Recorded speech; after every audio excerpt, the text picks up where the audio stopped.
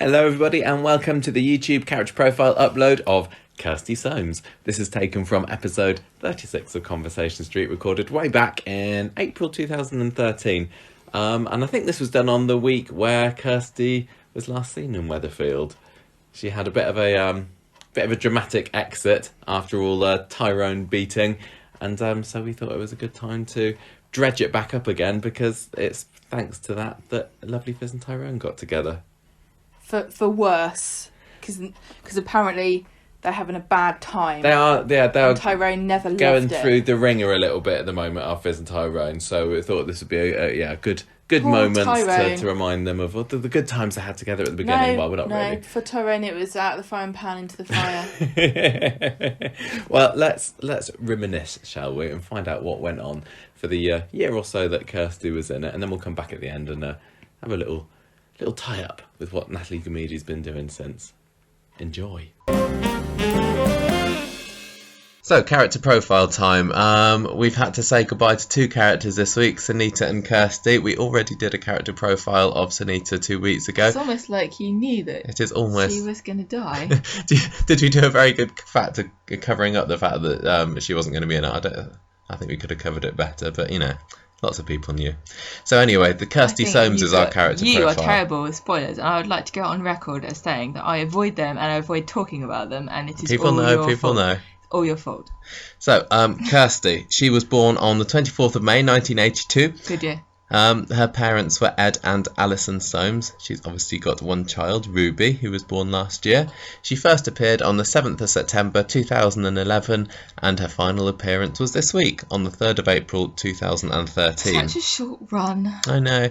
She appeared in just 192 episodes, but I think she's going to go down as a very, very memorable character. Mind you, though, I don't think people remember Maya that much. I don't think Maya was in it quite as much. Really? And I don't think she was as good a character. Okay. She had the great exit, but everything about Kirsty, Natalie Gamidi's acted and played the part very, very well and convincingly. If only they could splice Mad Maya's exit with Kirsty's storyline, it would have been the perfect storyline for me. Kirsty's final exit was a bit of a damp She went squib. out with a whimper. Yeah. But maybe that won't be a final episode. Maybe one day she'll be back. Maybe one day she'll set fire to the Railers again. So we first heard about Kirsty a couple of years ago. I think she was cast in like June or July 2011. And she said, "From the moment I read the script, I knew I was going to love playing Kirsty, and I can't wait to see how the story unfolds." Phil Collinson at the time said that a brand new character is going to come in. She's called Kirsty. I have to say, it's not all going to be a smooth ride for Tyrone. He's got a lot of baggage, and he's got a lot that he's got to get over. It's a bit of a weird description of what was about to happen. Well, he doesn't want to spoil it too much. Yeah. So, I mean, we've already covered a lot of the domestic abuse storyline when we did Tyrone as a character. When we did Tyrone as a character profile last year, and then when we had the awards show. So we'll try and be brief. But basically, Kirsty first appeared in late 2011 when she was paid by Tommy to speak to Tyrone, because Tyrone was feeling a bit down in the dumps after everything that had happened with Molly and everything, I think, and she had to pretend that she was interested in him, but she actually was. They actually got on and they agreed to meet again. Love at first sight. Yeah, I think my first impressions of Kirsty weren't initially that positive, because I don't usually like it when brand new characters come in anyway. They have to do a lot to meet my approval, and I think I kind of dislike it when a female character is introduced on the base, or any character actually, on the basis of look how good looking this person is. Yeah, which is how she was introduced. Like, look at this stunner. There's no way Tyrone could ever get her in real life. And I think back then I was still thinking, this is the perfect opportunity for Tyrone and Maria to get back together again. Shut up about Tyrone and Maria. I'm over that now. I'm happy that Tyrone is with Fizz. Are you? Yeah, Are you really I'm over properly over Tyrone and Maria. Goodness. I don't think that's going to go anywhere. Celebrations. So, right from early on, there was lots of tension. There were hints that she might be a bit angry. A bit psychopathic. There was a feud between her and Tina right from the very beginning, basically. Yeah, she always hated Tina. Tina accidentally parked Rita's car in the way of Kirsty's, which she got quite mad about, and then Tina accused Kirsty of scratching Rita's car, and that's when it was revealed that she was a police officer. Yes. they're basically then Kirsty's got Tina in her sights and she's gunning for her for quite a few months. She gets her stopped at a shopping centre for supposedly shoplifting, and then she tries to get her arrested for speeding, but it turns out that it was Rita that was driving. So Whoops. Oopsie. Tyrone finds out about all this and they split up for a bit. Yeah. Oh, if only he'd split up with her then. Think of all the pain and suffering that could have been avoided. Well, the reason they get back together follows on because she suspects that Tina and Tyrone are seeing each other, which is why she was dumped. So she follows them and speeds up and drives into the back of them. And when she's being treated at hospital, she's pregnant. Oh no. Oh no. Oh yeah. And she and Tyrone Congratulations. reunite because Tyrone realises that his family that he had that impassioned speech to the vicar about, his family that he can love. But Tina and Tommy don't want to have any of this, so they spend a good few months trying to split him and Kirsty up. Oh yeah, and there was one point when they accused her of cheating on him, but actually she was just meeting up with her cousin to plan a present for Tyrone or a party or something. And Tyrone later proposes to her. Aww. Because she's so lovely. Tyrone and Kirsty team up to search the council office. I enjoyed this. Yeah, for evidence to incriminate Terry, who is obviously... Yeah, he was doing dodgy dealings with... evil son. Yeah, he was doing dodgy dealings with one of the councillors, wasn't he, to try and get this strip club open. He was greasing palms. Yeah. But they get caught. This is one of the few kind of really kind of good things that Kirsty does, isn't it? Yeah. Well, this was a good deed that Kirsty did for Tyrone, and it all blows back in her face because she gets fired from being a cop, and this is when she really spirals down because that job was what was giving her an outlet for her controlling aggressive behaviour. Yeah, I guess she could take it out on the crims. Yeah.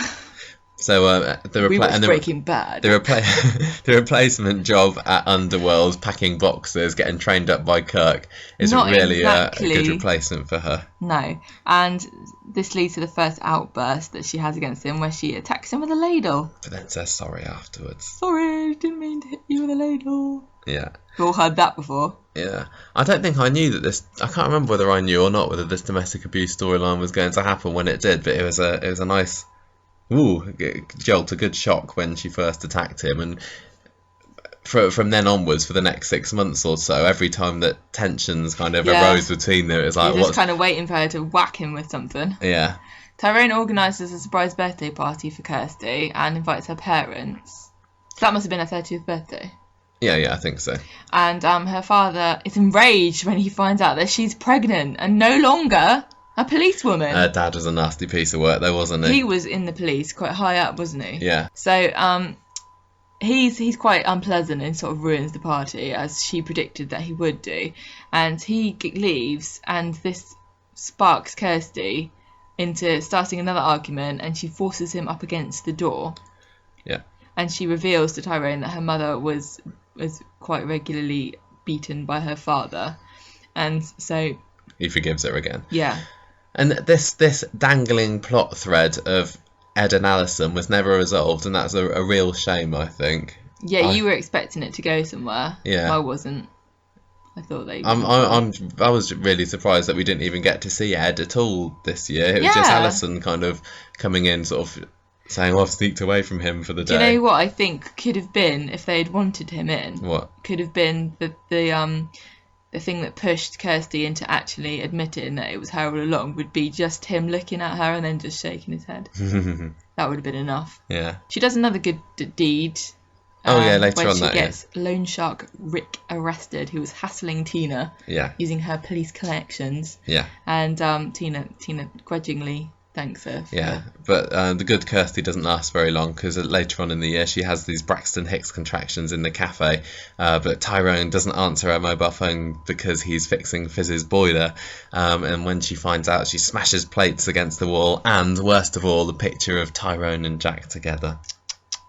Later on, she hits him with a Hoover nozzle, which is, I think, the one that a lot of people remember, and that was after finding that Tyrone had given Tommy a loan repayment holiday so that he could go off and visit Tina's grandma with her. This is when she was controlling how Tyrone reacted with his his friends by getting him, because he originally gave Tommy money to give to Terry. Yeah. And so she was using this to make Tyrone hold it against Tina and Tommy to isolate him from them so they wouldn't be friends anymore. Yeah. So she forced him to keep asking for repayments all the time because she wanted the money back. I don't think it was ever really a question of the money. She just wanted power over Tina and Tommy. Yeah, definitely. You're right. Well, she later agreed to go for counselling because every time that she hit Tyrone, she apologised and... she looked always surprised as well. How did I do that? Yeah. Magic. Because she was never painted as just this evil baddie. She was supposed to have a human side to her as well, wasn't she? She's nothing like Charlie Stubbs. No, not at all. But then she was far more violent than he ever was, so figure that one out. She backs out of her counselling though, doesn't she? She didn't go along to it. It was sort of personal counselling. It wasn't like couples counselling. No. Because Tyrone doesn't know, and when he finds out they have another argument... Yeah, and this was what happened when Deirdre...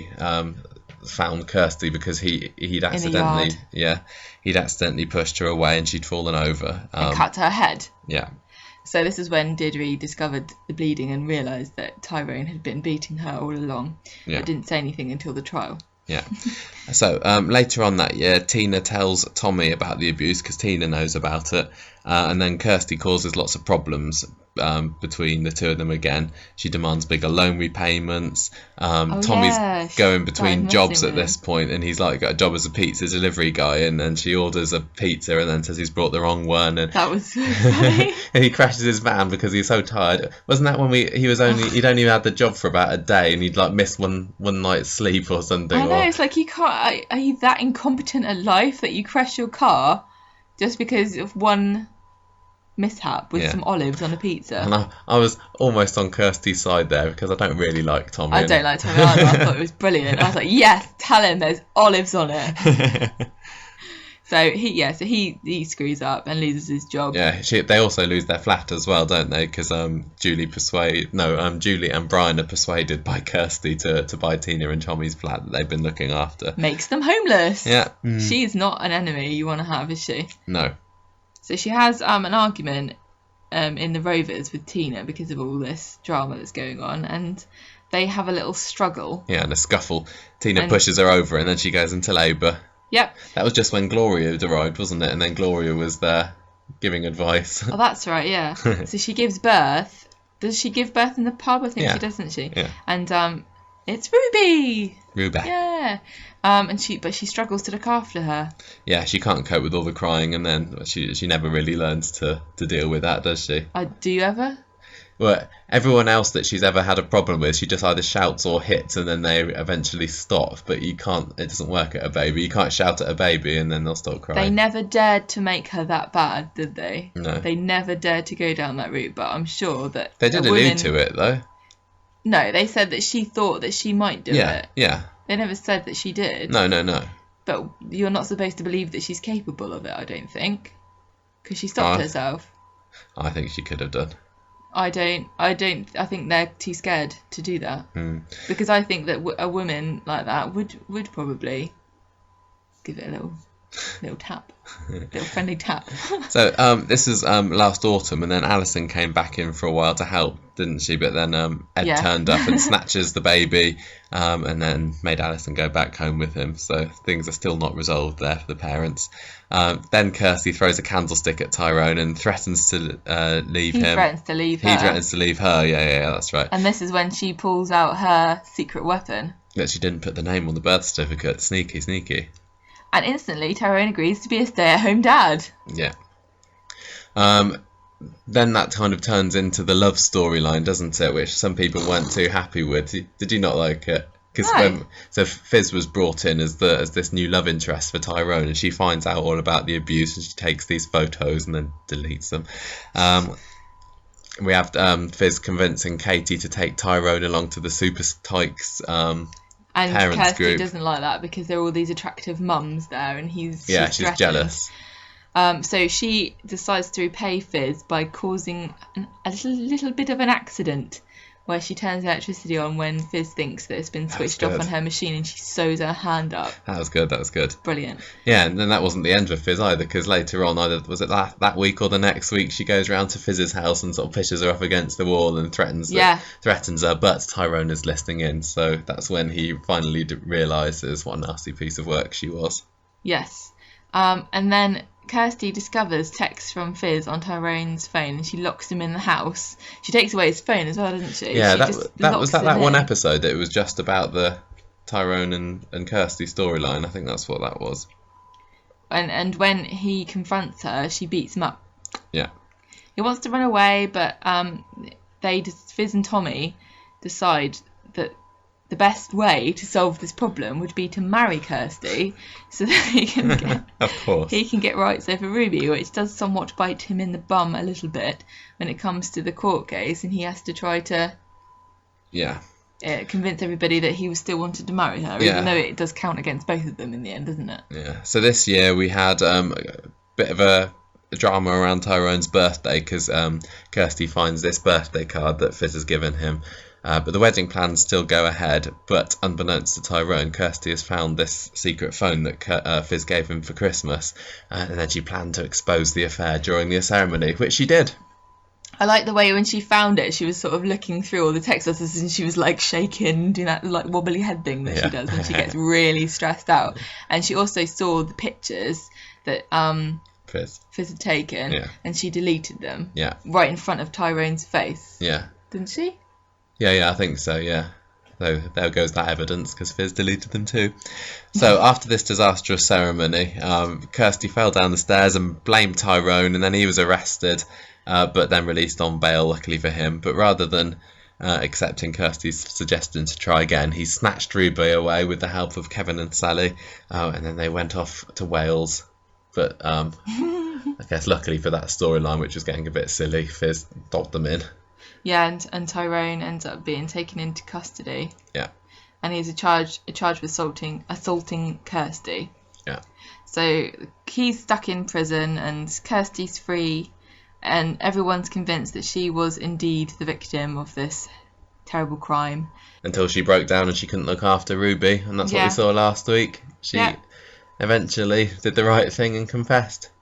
So that was Kirsty, and I think she'll go down as definitely one of the classic characters from this decade, even though she was only in it for just under 200 episodes.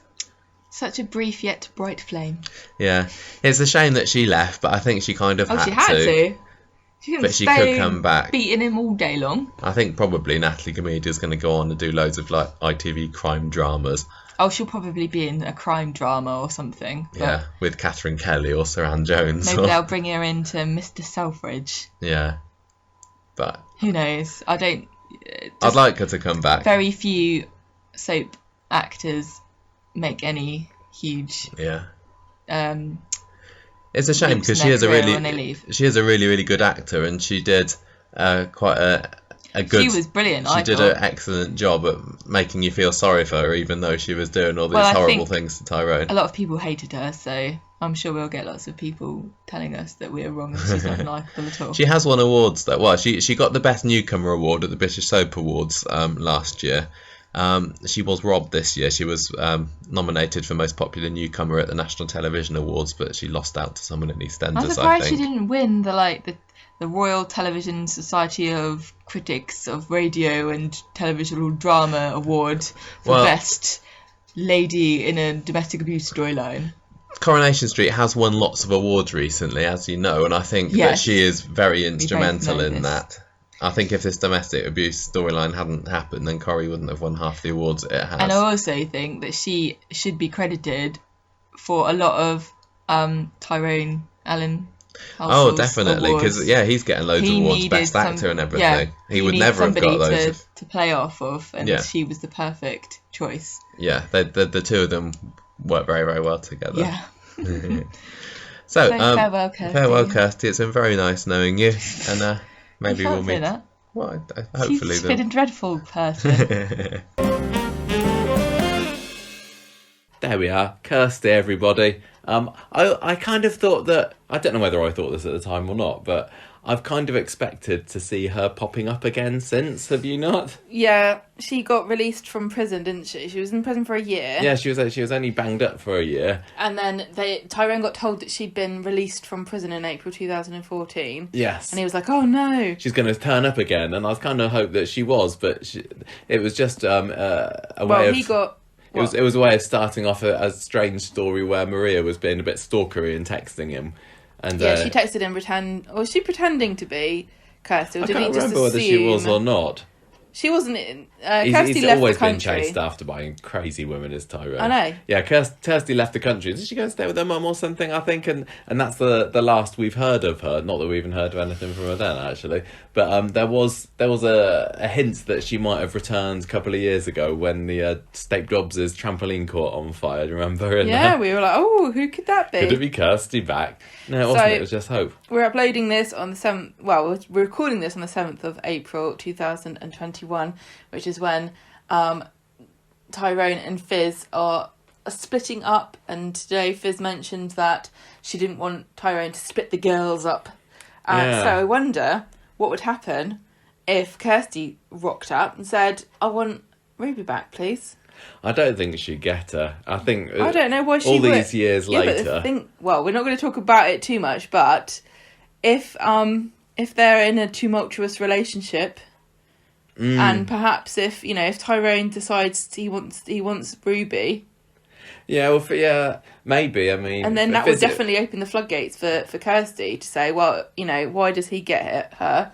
Because if you're going to split the girls up for any reason, it should really be for them to be with me, the mother, who is now, Michael, I don't know if you've know this, but she is now the owner of a beautiful donkey sanctuary in Italy. Is that right? Where she looks after abused animals. You're making it up. No, I mean, I think that Fizz, although she obviously didn't give birth to Ruby, definitely considers herself the mum, because, I mean, she's been...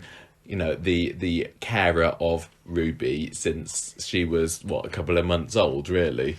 But if you think about it like this, if Tyrone's going to move out and he wants to live with Alina, although Alina today told him to slink his hook, basically, who's got more right to be the child's mother? Well, Fizz hasn't officially adopted her, has she? So I don't know whether she's got much of a leg to stand on. Out of Kirsty, Alina and Fizz.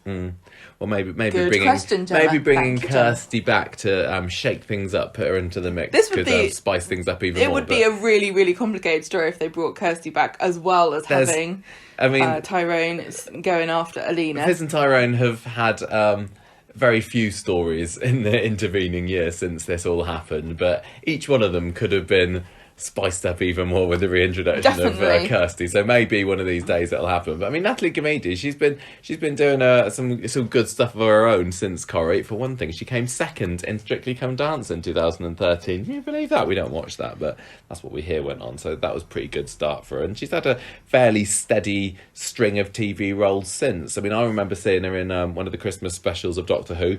That was quite good. But she's been in, I'm just having a look at her Wikipedia page now. She's in a show called Free Reign, which was on Netflix for a couple of years. She's had a couple of, single episode stints on the likes of Vera. Midsummer Murders. Yeah. So she's doing all right for herself, is Natalie Gamedi. I wonder whether she would say no to a Corrie return or not. It's one of those never say never things, though, isn't it? I think certainly she would like to see her back. She was a cracking actress. And it was very interesting revisiting this, considering we recently had a domestic abuse storyline on Coronation Street with Jeff and Yasmin, where we had the genders were flipped from this one, and thinking about how differently the story was handled and how the reactions probably differed too, because I think it's kind of a sad fact that male victims of domestic violence aren't taken as seriously as women. So it was one of the first big stories that we ever covered on the podcast. Yeah, it was. Which happy memories for us, that domestic violence story. Anyway, I hope you all enjoyed revisiting Kirsty's story on the street. Is it over for now? Well, it is over for now. Is it over for good? Yes, that's the question. We'll just have to wait and see. But for now, this is where Kirsty leaves us, and we shall leave you. So thank you for listening, everybody, and we will see you again next time. Say bye, Gemma. Bye.